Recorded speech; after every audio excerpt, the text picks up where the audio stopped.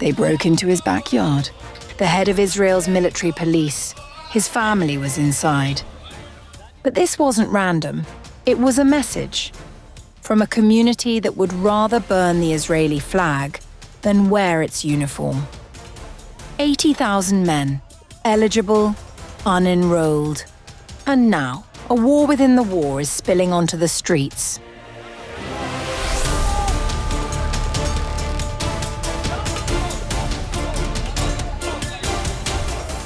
On April 28th, a protest in Israel crossed a line that even senior officials called unprecedented.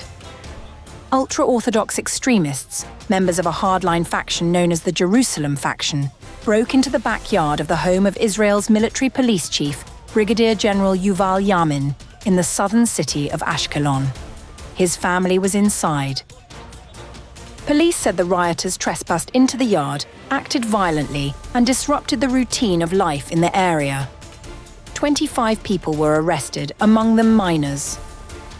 But this was not an isolated incident.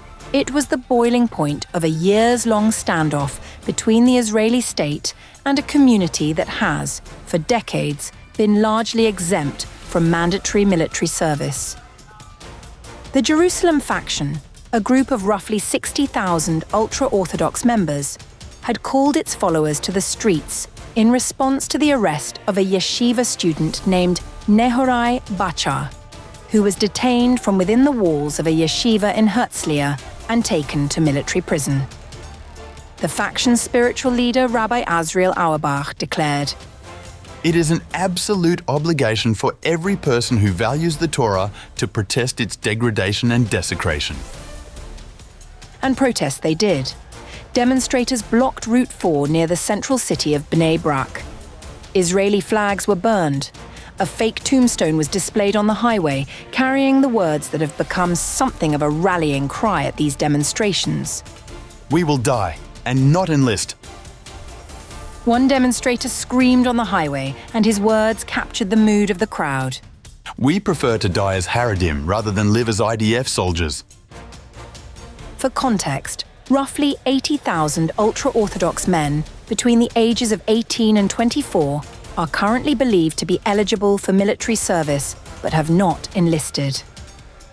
The Israeli military says it urgently needs 12,000 new recruits, mostly combat troops, because of the enormous strain the country's recent conflicts have placed on both standing and reserve forces. In 2024, Israel's High Court of Justice ruled that the blanket exemptions historically granted to full-time Haredi yeshiva students were illegal.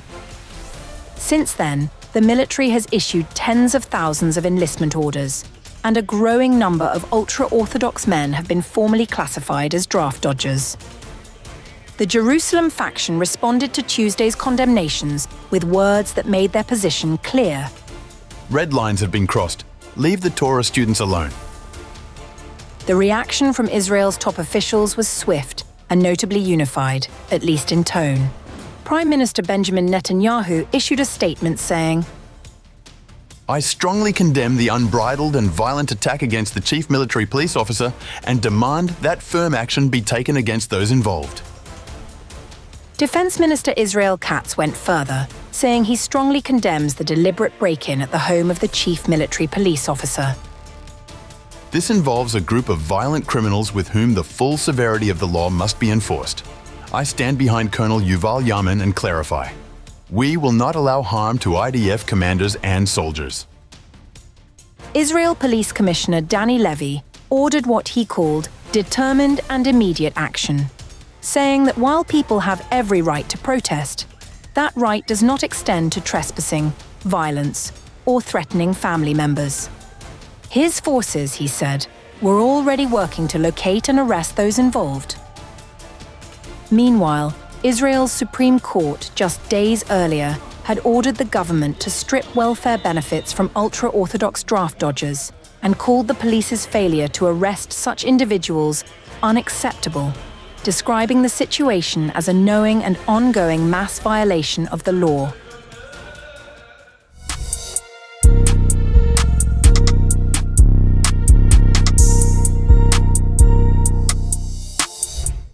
A stark warning from the top of Israel's military has exposed mounting pressure inside the Israel Defense Forces as operations expand across multiple fronts. According to a disclosure reported by Channel 13 News, Chief of Staff Eyal Zamir warned the Political Security Cabinet on March 25th that the military is approaching a breaking point. The IDF is going to collapse in on itself. I raised 10 red flags before you. The IDF now needs a conscription law, a reserve law, and a law extending compulsory service. In a short time, the IDF will not be ready for its routine missions, and the reserve formation will not last. Military officials point to an expanding operational footprint from Gaza and Lebanon to the West Bank and beyond as a key driver of strain on manpower and readiness. Meanwhile, speaking to Channel 13, a military source added, IDF missions are multiplying. Lebanon, Gaza, Judea and Samaria, and distant arenas. There are more settlements in Judea and Samaria, which is welcome from our perspective, but more SDAK is needed. Former Prime Minister Naftali Bennett echoed the concerns. Zamir is now shouting what I have been shouting for 2.5 years. The IDF is missing about 20,000 soldiers to defend the state of Israel. What are you waiting for God's sake? A government that depends on dairy and Goldknopf is unable to provide security to the state of Israel and is unable to win. Additional criticism came from political leaders, including Yair Golan and Yuli Edelstein, both warning that prolonged strain on reservists and delays in passing conscription reforms are eroding national security. Independent geopolitical analyst Sheol Ben Ephraim summarized the structural challenges, citing prolonged multi-front deployments, lack of ultra-Orthodox conscription, expanding settlement protection needs, and policy gridlock as key stressors. In a post on X, he said, The IDF Chief of Staff has warned that the IDF is on the verge of collapse after 900 straight days of war. This is what he told the government yesterday. Reservists are being stretched to a breaking point across multiple active fronts simultaneously: Gaza, Lebanon, Syria, West Bank, and the Iranian front. No ultra-Orthodox conscription law has been passed, leaving thousands exempt from service and practice.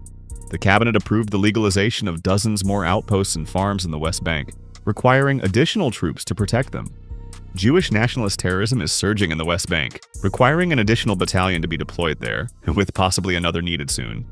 Mandatory service is set to shorten to 30 months in January 2027, the opposite of the IDF's request to extend it to 36 months. The government is avoiding passing the necessary laws, conscription, reserves, extended service, largely due to political pressures related to the Haredi exemption controversy. As Israel confronts simultaneous conflicts across multiple theaters, the warning from its top military commander signals a deeper strategic dilemma, where operational expansion is now colliding with the limits of manpower, policy, and political consensus.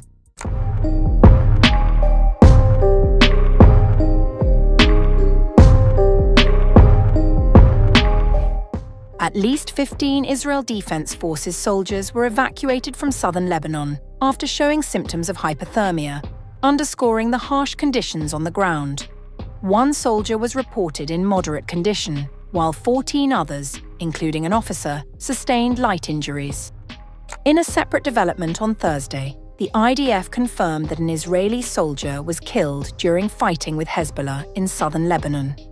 The soldier, Staff Sergeant Ori Greenberg, was part of operations under the 36th Division, which the military said were aimed at expanding its security zone in the area. Meanwhile, the Israel Defense Forces said on March 26th that more than 30 Hezbollah fighters were killed in recent operations in southern Lebanon, including around 10 members of the elite Radwan force. According to the military, the strikes were carried out through a combination of Air Force operations, tank fire, snipers, and drone strikes. In one instance, troops engaged and eliminated multiple Hezbollah fighters inside a building. The IDF also reported the destruction of dozens of infrastructure sites and weapons stockpiles. In a statement, the military said, IDF soldiers continue their forward defense activity to maintain a forward defensive posture in order to defend the residents of northern Israel. We are operating decisively against the Hezbollah terrorist organization. The operations come in response to its deliberate decision to attack Israel on behalf of the Iranian terror regime, and we will act to remove any threat to the civilians of the State of Israel. At the same time, Hezbollah's rate of fire has surged dramatically. IDF sources report more than 600 launches, including rockets, mortars, and drones within a 24-hour period, roughly double the previous peak seen during the 2023-2024 hostilities.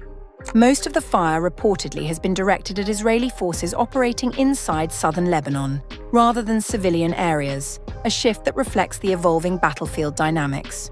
The spike in attacks follows Hezbollah's decision to enter the broader war on March 2nd, aligning with Iran and opening a second front against Israel. Since then, at least 3 Israeli soldiers have been killed and several others injured by Hezbollah mortar and rocket fire. The battlefield geometry is also shifting. As Israeli forces advance deeper into Lebanon, Hezbollah's ability to target Israeli civilians diminishes. But the risk to Israeli troops increases as they move closer to frontline launch positions, with both sides intensifying operations and recalibrating strategy. The Northern Front is no longer a secondary theatre. It is fast becoming a decisive battleground in a widening regional war.